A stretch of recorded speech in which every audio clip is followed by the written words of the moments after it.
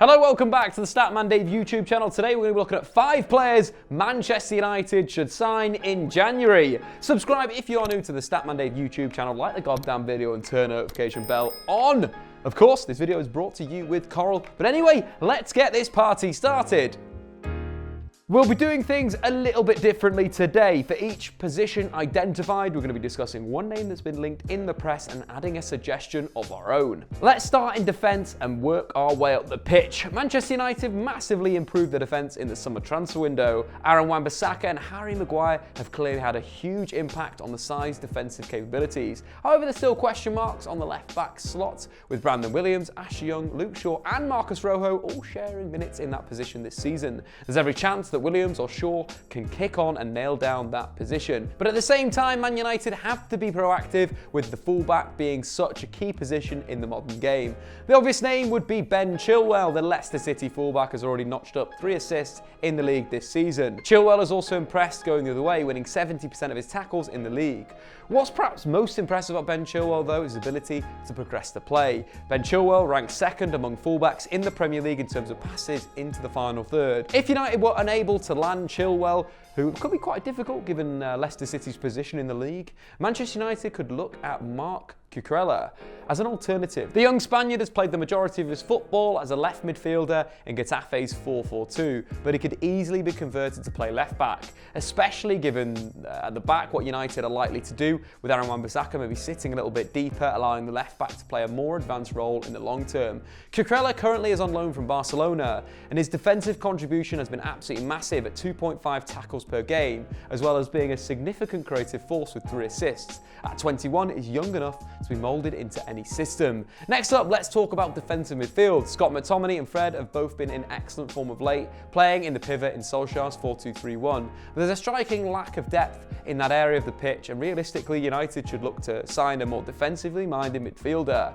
One of the names being linked in recent months is Borussia Mönchengladbach's Dennis Zakaria. Zakaria is a physically dominant ball winner who prefers to play as the deepest midfielder, who can drop into the defensive line when necessary. He's also very capable ball carrying, and it's really kicked on under the tutelage of Marco Rose and Rene Maric this season. One of the things that really stands out about Zakaria is his ability to play defence splitting passes from deep. He loves to drop into the defensive line and play long range passes through to Gladbach's wide forwards, and it'll be that kind of link up with Dan James and Marcus Rashford that could be absolutely devastating. An alternative would be Florian Grealish. The Hoffenheim midfield is arguably one of the most well-rounded central midfielders in the Bundesliga, and would be a really smart signing for United. In the Bundesliga last season, Grealish averaged 8 ball recoveries, 7 passes into the final third, 3 tackles and 2 interceptions per game. As his stats show, he's a very dynamic midfielder. He doesn't have the passing range maybe of someone like a Zakaria, but he's otherwise quite a similar player. Would probably be an easier signing for United to make, allowing United to spend more money strengthening in other areas.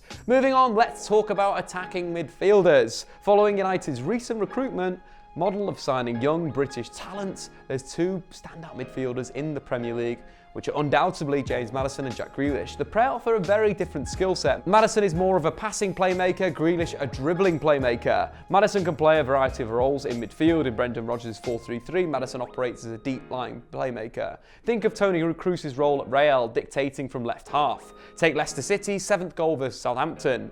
Madison received a layoff from Chilwell in left central midfield. He assessed his options, taking a few touches, before releasing Barnes with a pinpoint pass in behind the Southampton defence. The Leicester winger played through to an underlap for Chilwell to cross and Vardy to score, Madison orchestrating that attack from deep. The 23-year-old is also capable of playing as an advanced playmaker in the tip of a 4-4-2 diamond. In Leicester City's 4-1 win over Aston Villa, Madison played in that position, excelling at finding space and getting on the ball. He had more touches than any other player on the pitch from number 10, and he completed 92% of his passes. He rounded off the performance with a really good assist. Chilwell had the ball wide left. Madison drifted over to create a 3v2 with Tielemans. Chilwell fed Tielemans, who then in turn played in Madison into the left channel. First time Madison got his head up, played a left cutted across perfectly to Iheanacho to score at the near post. On to Jack Grealish. Dean Smith is stuck with a 4-3-3, 4-5-1 shape that was so successful in the Championship last season.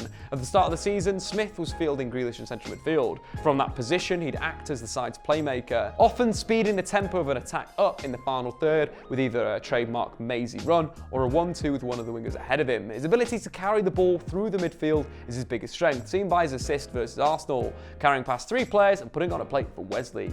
In the last few months, however, Grealish has moved to the left wing, operating as a wide playmaker, starting on the flank before drifting into the hole.